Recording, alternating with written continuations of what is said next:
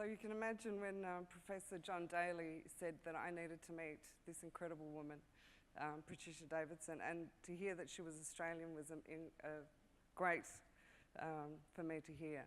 We had a 15-minute quick meeting, and that turned into 2 hours, and for the last 2 years we've been in constant contact. We are absolutely committed to globally changing the narrative. It has to start with you, and I would like to talk about being the change that you see in the world today.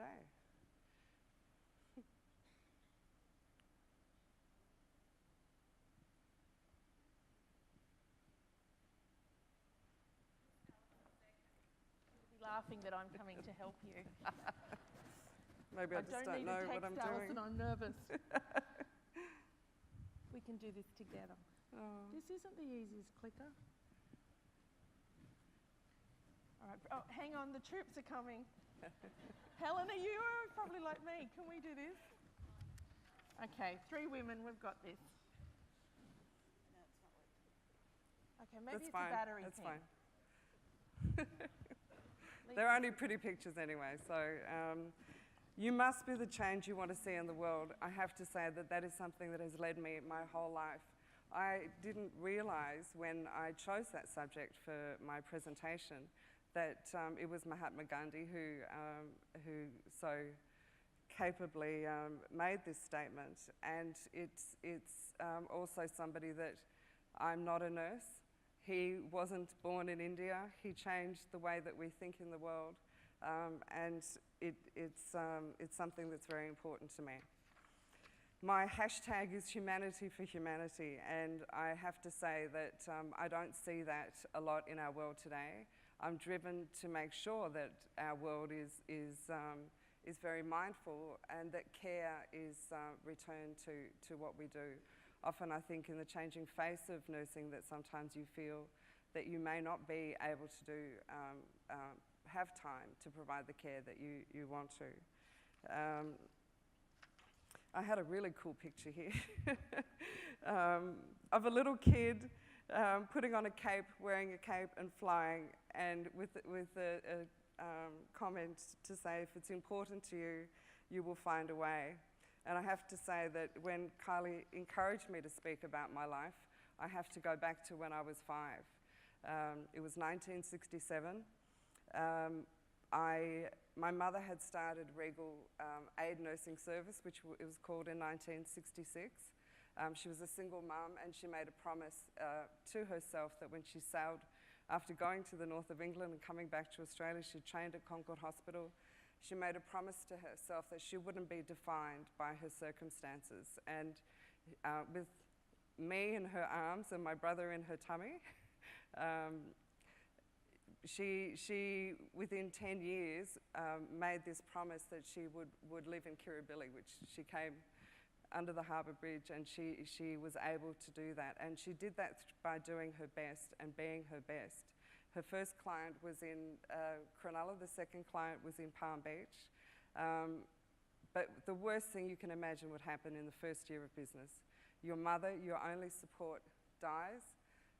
Your child, your 5-year-old daughter, me, had scarlet fever and rheumatic fever, and she had to take me to hospital. I was in quarantine at Auburn Hospital for 6 months, or 3 months, anyway, for a while. And to Mum's horror, she came in one afternoon to see me, and as many of you who know me in the room won't be surprised to see the scene that was in front of her. I had moved all the beds in the children's ward so that we could all be together, and I created a community. And that was, my mother was horrified because I was meant to be there to rest. But it was a time for her where, you know, all the odds were stacked up against her. It was a time where she couldn't, she was a nurse, women weren't able to take out loans. She really was an incredible trailblazer. Trailblazer is really an underestimation of what she did. But the defining attribute of my mother is that she always did her best and always provided the very best of care. But the standards that she provided from the very beginning were what held her apart from any other service. So you can imagine, for me, it was a daunting figure to hold up to and to be. If I talk about my school life, up until 5, I was very confident. I thought I could do anything. I thought I could fly. I thought I could move beds around in wards. As soon as I hit school, I was different to everybody else. I've been full immersion in an entrepreneurial environment with my mother, with home office. And like many people, I experienced lots of bullying, and I wasn't interested in studying. I didn't do well at school, and I thought that this defined me. So to this day, I think I probably carry that on my shoulder, that I wasn't very intelligent, I wasn't smart. So what I did when I left school was I voraciously educated myself. Thank you.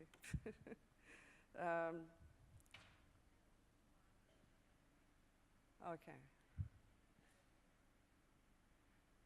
Oh, so, okay, thank you. Okay. I voraciously educated myself, but what was an extraordinary thing, and everything that my mother does was always left of centre. She was a huge disruptor, but we went to the New South Wales Art Gallery and we studied business, and we studied psychology, we studied philosophy, we studied religion. But what she didn't know then, and what I only found out 12 months ago, is that I learned through pictures, and that my brain is actually different to most people. So because of the work that I've been doing with Dr. Fiona Kerr, which she has found the evidence to support the impact of eye gaze and touch on healing, and by registered nurses, she explained to me that what I'm doing is I'm translating everything from pictures into words. And so in my early career, to actually learn through art was an extraordinary thing for me. Then, as you can imagine, I didn't want to work for my mother because I thought you just don't do that. So I went and did a whole lot of other things, but when I was 21, my mother said, "Can you help her out for 4 weeks?" And I said, "Okay, but only for 4 weeks." That was 34 years ago. When I started at Regal, Regal was 15 years old, and my mother had already set the standard. The reputation was extremely high. And today we are 51 years old, and very proud that what my mother introduced in the 60s was a model that she couldn't understand. She'd started off in business. She worked for a stockbroker before she decided to go nursing. And she couldn't understand why nurses, when they've graduated, weren't the same as doctors, lawyers, or accountants, and that they couldn't set up their own practice. So what she set about was establishing a business model where nurses could manage their own practice within a supportive framework.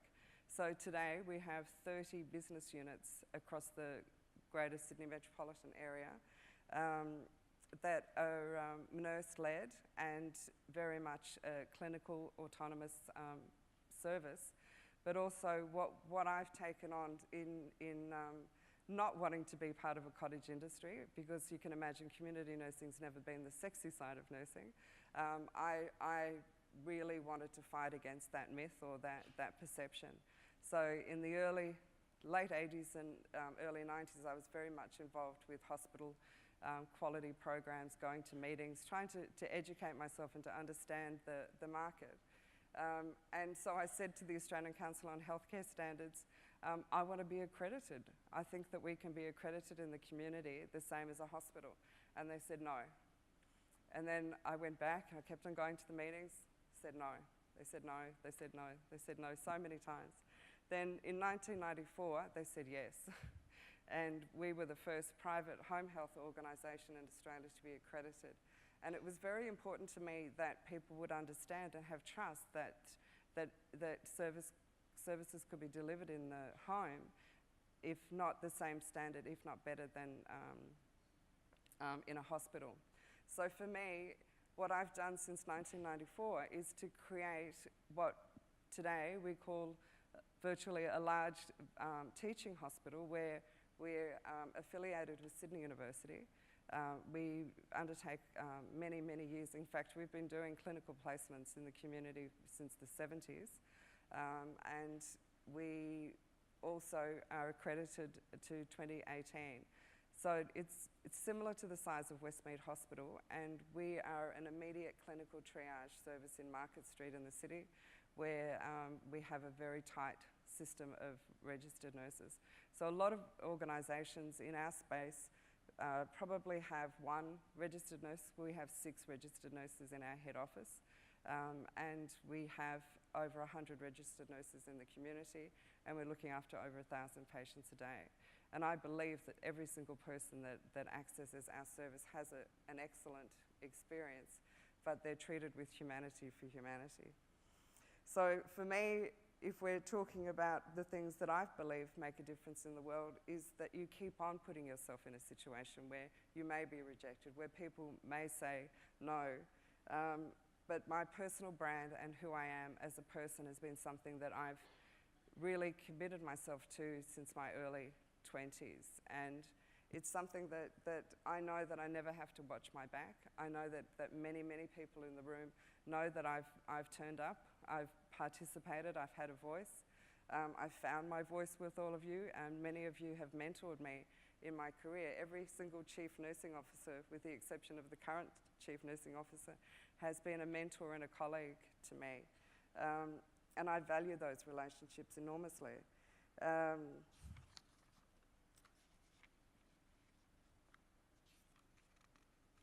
I would like to tell you about the period in 1994 when I did go for accreditation.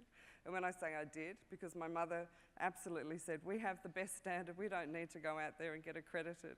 So I actually had to take her on as well as ACHS. But she stayed up with me till 4 o'clock in the morning before the surveyors, where I bleated out, do you know the answer to this? Do you know how to do this? And you know, the first thing that my mother said to the surveyors when they came is, do you like our new fire extinguisher?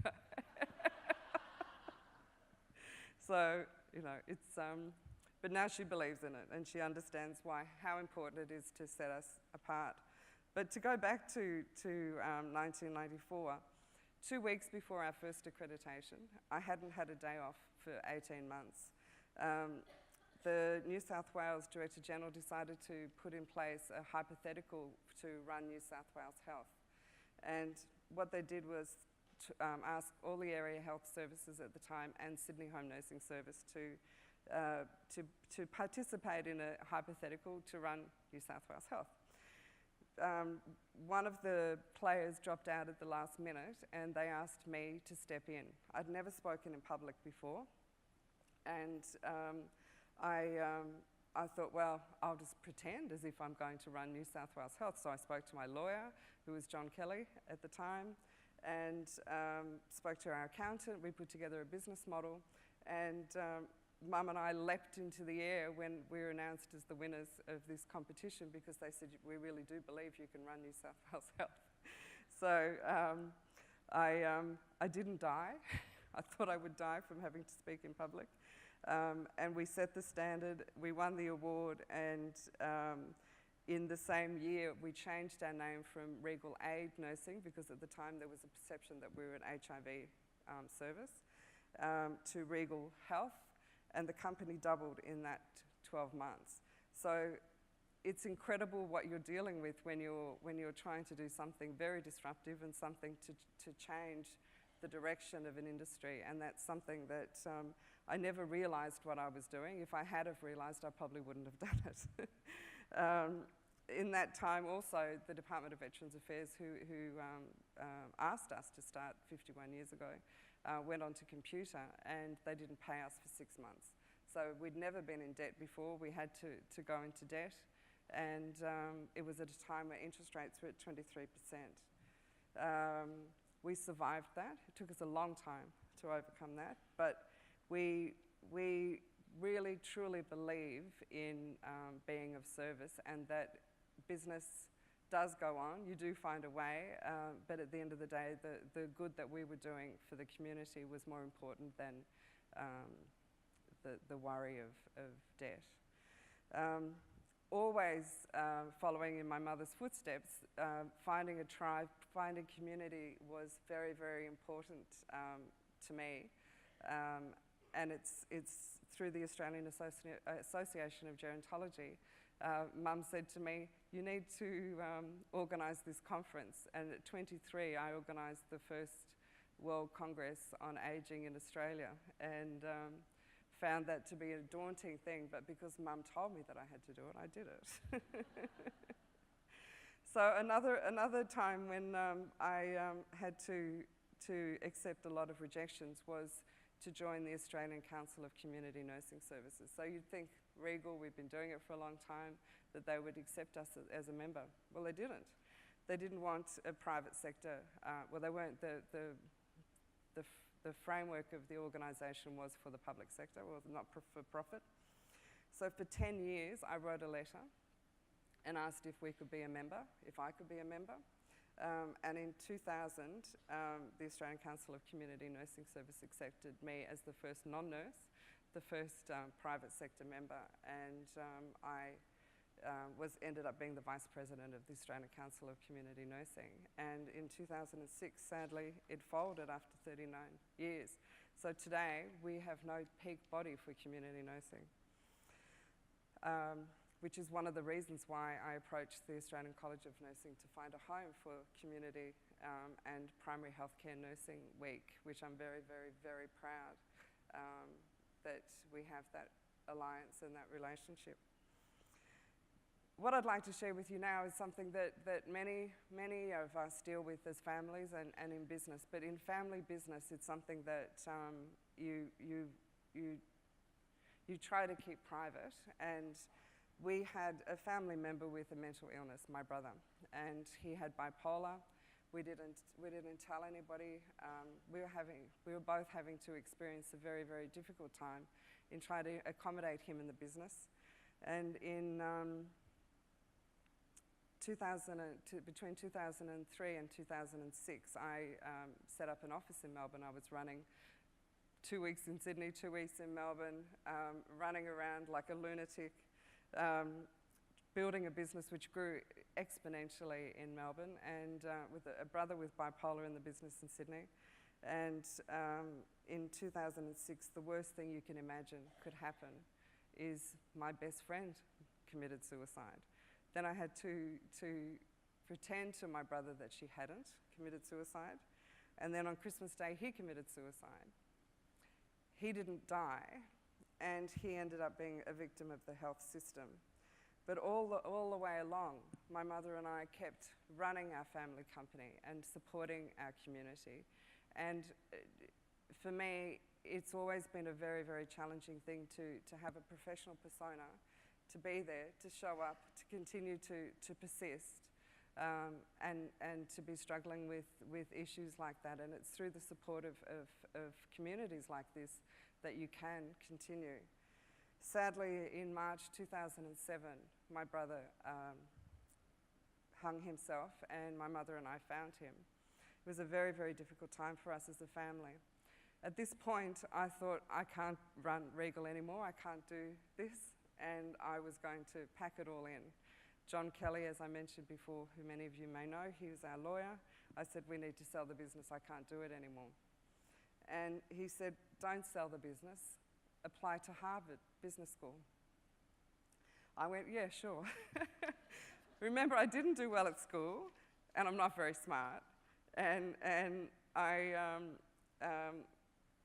thought, there's no way I can do that. Anyway, he said, just humour me and fill out the form, fax it off.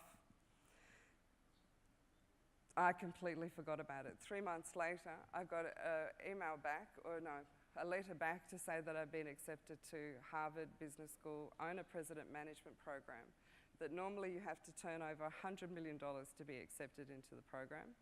And for the 100-year anniversary of Harvard Business School, they decided to create a smaller group. So they allowed people in that were significantly smaller than $100 million. It was an extraordinary time for me. For the first time, we had no succession planning. I was grief-stricken. trying to hold it together, and I had to appoint my senior manager to step up and run the company. And I got on the plane, I went to Harvard Business School, terrified that they were going to turn around and say, we didn't mean you. We didn't mean you at all. But anyway, everybody that was accepted into this program felt exactly the same way as I did. And I had the most extraordinary time of my life. It changed my life. And I would go to bed every night in my dorm room, my face aching from acceptance and from just feeling a sense of belonging in a community that is supporting me up until this minute. What it did do for me at Harvard was that it revealed my corporate social responsibility side. And I, as Kylie mentioned, I was the first Australian woman to be accepted into this program, which is a global MBA. But I also was the first to set up a corporate social responsibility group at Harvard Business School, because it made sense to me that you have these incredible people that are changing the world, also responsible for the GFC, which was the first week at Harvard, but that we could come together with human capital and that we could truly make change. So year on year, we come together and we form a reunion, and based on the principles that I put in place at Harvard, we make change in our global communities. So the story goes on. 2010, I graduated from Harvard Business School. I came back and was nominated for Telstra Businesswoman by Tony Abbott and by the ANZ Bank. And I stepped into that role, not expecting that 16,000 people would turn into, I think 10 people that are finalists. And on the day that it was announced, our business was basically nearly going under. And you wouldn't think that just returning from Harvard Business School that everything would, not be so rosy. But of course, the wrong people. I had the wrong people at the helm, and they didn't believe in the same vision that I did. And that's been a challenge for me through our whole career, that my mother and I have this incredible passion for nursing and for the value of nursing in the community. And it's not always shared by even nurses. So it was a crisis moment, which seems that throughout my life I have the highest moments and the most challenging moments at the same time. But it was a moment where I stepped back into the front line, turned the business around, and am enormously proud of where we stand today. Where am I with time? And what I did was I put in a democratic management system where the company wasn't dependent on just one person, and that's been a great success to me. As Kylie mentioned, I'm also very, very proud of my association with Sydney University, and work with Anthony Tompkins and Donna Waters on the Primary Healthcare Leadership Forum. That was another moment on the eve of I wasn't allowed to tell anybody that I'd been chosen as 100 Women of Influence. And I'm sitting at a meeting and I'm whispering in Tony's ear and going, tomorrow it's going to be in the media that I'm 100 Women of Influence. Let's use this as a great platform to promote primary healthcare. So we quickly discussed it and changed it from an externally advisory board to the Primary Healthcare Leadership Forum, and I use that as a platform to promote what we're doing. And that's commenced a much more public promotion of primary healthcare, coupled with our work that we're doing with the Australian College of Nursing in promoting community nursing. And on the 20th of September this year, we're holding an extraordinary event where we have Dr. Norman Swan, Bernard Salt, and a panel of experts talking about what Dr. Tedros, who's the recently appointed Director General for the World Health Organization, saying that there's no health without nurses. Everyone in this room knows that, but the public needs to understand that if we are going to deal with the the growth that we're going to see in the community, we need to know that there's nursing experts there that are available to provide humanity for humanity. So the debate is, what does the community look like if there's no nurses? So I'm very, very proud of that. I'm also very proud of the work that I've been doing with the Commonwealth Department of Health through APNA, and in my nursing future that's just been launched recently to highlight the expertise of nurses. I've probably got a million more things to say. But it's important to me that you know that whatever you do, you can make a difference. And on the moment in the world where I thought I wasn't making a difference, I was selected as 100 Women of Influence. And I think that if from pure passion and heart and minds together, that nursing has the most exciting future. And to see somebody like Kylie Ward lead you in being very contemporary and seeing the value of you, and to see how many 500 of you here at this conference makes me feel so excited about change being able to happen for our future. So I would like to finish up, and I think I just have one more.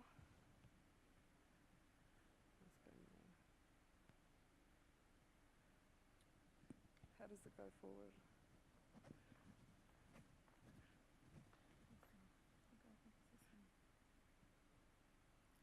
So what you'll find at the back of the room, I've got some postcards for you with the things that I believe absolutely drive you in your life.